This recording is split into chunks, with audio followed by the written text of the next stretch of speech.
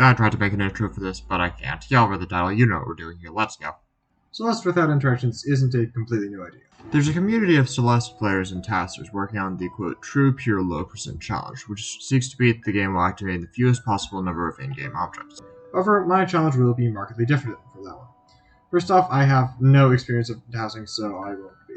I can use save states, which does kinda count as tasking, but I won't be going nearly as in-depth with that as real testers do. Everything I'll do will be possible for humans, but some will be really hard, which is why I'm using save states to break up some of the longer screens. The second main difference is in our rule sets. Probably. I actually cannot find a rule set for what is and is not allowed in the true pure low percent challenge, so I'm making my own, which will very likely be different from the existing one. With that said, what exactly is my rule set? Basically, if I do some input or inputs which causes a game object to change collision or functionality, that's an interaction. If it's only a visual change or only affects Madeline's movement, as seen with springs, that's not an interaction. Furthermore, things that are explicitly tied to level progression, like the mirror in 2A and huge mess buttons in 3A, won't be counted, as they're completely unavoidable in all of their few occurrences. Similarly, anything that follows you around the screen is impossible to not interact with or count interactions with, so things like the Battle and Chase in Chapter 2 and Battle and Laser in Chapter 6 are exempt. I would love to give a full list of everything disallowed by these rules, but there's like 30 objects that are interactable in some way, and some of these require a bit of explanation. I'll make a full rules video in the future, but for this video we only need to address the interactable objects in the prologue and first full chapter. Namely, these are zippers, breakable walls, crumbling platforms, falling blocks, dash crystals, winged berries, and switches. If I cause a zipper to move, crumbling platform to break, falling block to fall, winged berry to fly away, or break a wall or collect a dash crystal, that's one interaction. Switches are the only slightly complicated ones so far, with them only counting as a single interaction when the block they're connected to moves. Thus, an entire set only counts as a single interaction. Not that it matters yet, as we'll actually only be seeing a single switch in this video. I would like to note that this won't be a no interactions challenge. That's obviously impossible in a large number of places.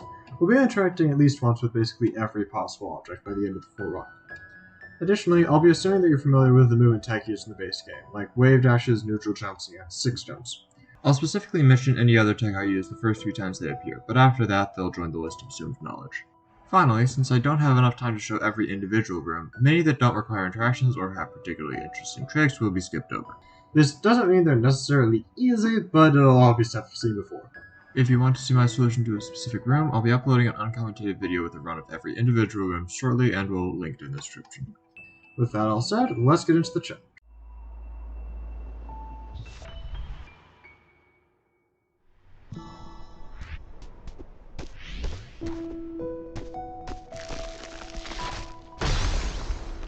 And we're off to a great start, as the first screen may already require an interaction. This falling block, unlike all others throughout the entire game, doesn't wait for us to touch it before falling. Instead, it waits for us to be beneath it.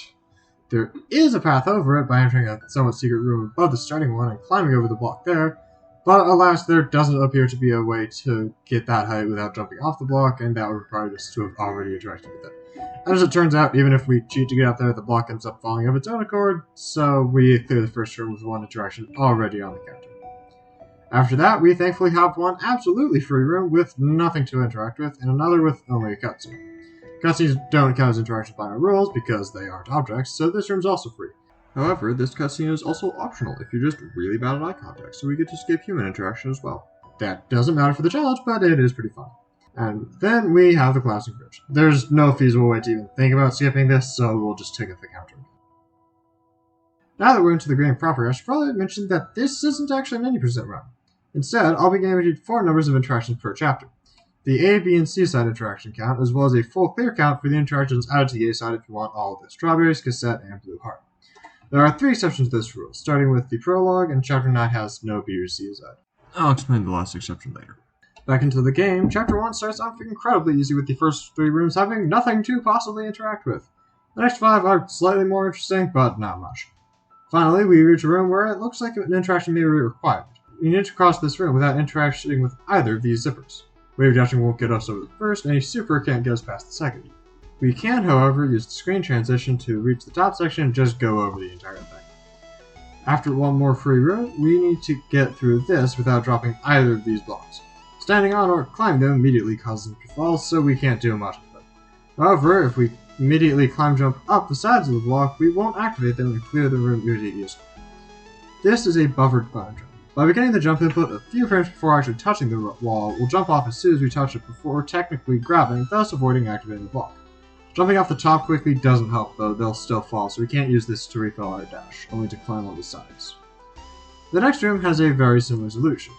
Or alternatively, you can just drop into this berry room and reach the next room from its exit without any tricks. After that comes the hardest screen we've seen yet. We need our dash to get up this spiked shaft at the end, so we'll need to cross these zippers with just climb jumps off the steps. That's enough to get over the first and reach the second, but the last one is 6 blocks wide, so it'll have to be 6 jumps as well. Honestly, I have no idea how precise this is beyond very, and I couldn't do it without save states, nor do I ever want to do it again, but it worked and we're moving on. That said, there's not really much to talk about in the rest of 1A. While a lot of screens look like they might give us trouble, ultimately the solution is usually just speed stress. Anyone with a knowledge of Celeste speedruns should have no problem finishing the chapter. And with that, we can beat Chapter 1 with only 1 interaction. Wait, 1? When did we interact with something? Well, it's actually related to one of our 3 sessions before. As many of you already know, 1A has a hidden collectible known as the Winged Golden Berry. Dash at any point in the level, and the berry flies away. Remember that making a winged berry fly away is an interaction, so we actually did interact with the Winged Golden, making 1A take 1 interaction. As for how many interactions the Winged Golden Berry takes, most of the screens work the same as they would in normal Dash's playthrough. Room 4 now needs a precise wall jump instead of just running a zipper, and crossing 1 needs to work with less stamina than usual since you can't get the dash first. Crossing 5 just needs buffer climb jumps, so it's basically the same as it was the first time, and crossing 6 sucks in general, but avoiding interactions really just stakes a single buffer climb jump. However, some rooms are no longer possible, and that's the speed offered by zippers or dashing. Start 6 wants us to jump higher than Madeline's legs can take us, the room transition tree is gone from crossing 3, and jumping over the first zipper doesn't seem like it's going to happen, even with buffer climb jumps. We could probably finish from there if we somehow got past it, but that doesn't seem to be particularly possible. The terrible room from our first pass is actually much less terrible now, as a result of not needing the buffered 6 jump, since we can't get to the end without activating the zipper anyway. These 3 rooms just have giant gaps in the middle, though the last one is a little bit interesting, since we can still skip the second zipper. This gives us a total of 6 interactions, all of them zippers, for the Winged Berry. Back to normal dashing gameplay, it's time to get all the other collectibles for 1A. Most of the berries are very easy, only requiring the note that spawning and collecting things are not interactions because they're required. These 4, however, are hiding behind vertical walls, and since Madeline is incapable of phasing through solid matter without assistance, we have no choice but to break them. Thankfully, none of these require an extra interaction beyond that, though they are a bit tricky. Similarly, these 2 zippers block our path to the hard cassette, respectively, giving us no choice but to move them, just like this flying block keeping us from this berry. Back to the worst room of the level, we can't reach the berry or get back to safety on either side without using a dash or a zipper, so we'll have to interact with the zipper once to get this berry. The zipper is the only feasible way of actually reaching this room for berry and cassette, so there's another. This zipper does seem to be blocking our path, but we simply crouch dash over it. Finally, I haven't been able to get this berry without at least 1 dash grill still, as we don't seem to have the stamina for a return trip above, so that's 1 more interaction, for a total of 10 to full clear the level. Or at least it would be if we were actually able to get back to the critical path and reach these collectibles without incurring more interactions. Returning from the hardened cassette, each take going through a crumbling platform, and from this berry requires dropping its falling block again, adding 3 interactions. Note that we can't just return to map and re-enter, since we'd interact with the Winged Golden Berry again if we want to dash at any point, such as to break a breakable wall or avoid any of the interactions from the Winged Berry field. We can still escape here with another demo dash though, and we can leave the cassette room by dying. Thus, we have a total of 13 interactions added to the 80% total to full clear 1A. Which means it's finally time for 1B. Again, the first screen doesn't even give us the chance to interact with something. Rooms 2 and 3 only need the same buffer climb jumps we've been using. Screen 4 is where things get tricky. Doing it in 1 interaction isn't hard, but 0 may or may not be possible. It seems feasible if I can reach the middle block while having a dash, since from there I could neutral jump and buffer climb jump to victory. But alas, I haven't been able to manage that. Doing a hyper underneath this wall doesn't work, nor does going over it have any promise, since this section of wall is a bit too far out to jump off without having already dashed. I thought maybe a Coyote Time Grounded Ultra would work, which would look something like this, but it doesn't seem to quite give me the trajectory I need. By the way, Grounded Ultra is basically just 2 extended hypers right after another and gets you a little extra speed. I'd hope this small boost would be enough to get past the spikes here, but that doesn't seem to work. This room will take 1 interaction for the time being. The next room starts with a gap far too wide to cross without help and a ceiling too far to climb, so we're using a zipper. We can do a corner jump here to save collecting crystal there. A super and another corner jump gets us through the next screen before a wave dash and yet another corner jump allows us to reach the end of this screen, where we do need to take a zipper to get out. The best I could manage here was 3 crystals. The gaps at the end are 1 block too far to climb and jump our way out, and we need dashes to get past these walls. We can actually use 1 dash and precise wall bounce to get out with only 3 total dashes, but alas, we accidentally pick up the last dash crystal anyway, despite not needing it. This screen is literally just speed strats, so finally we have something that isn't absolutely terrible to figure out. It's possible to get straight to this top zipper, so we'll just have to take the bottom one across the gap. After that, we do some fancy climbing to reach the left side of the top zipper without any interactions along the way and let it throw us into the next room.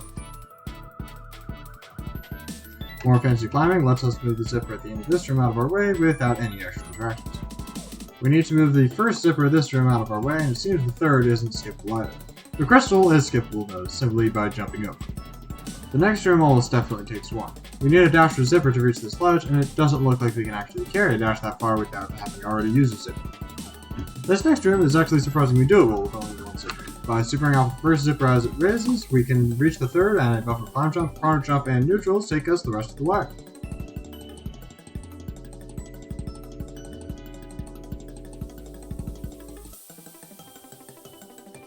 This room is definitely doable with 1 dash crystal, 3 crumbling blocks, and 4 zippers. There may be a way to get a little more height on this last jump and thus skip refilling the dash on the last crumbling block, but that's about all I think we can do. Thankfully, the last room is completely trivial.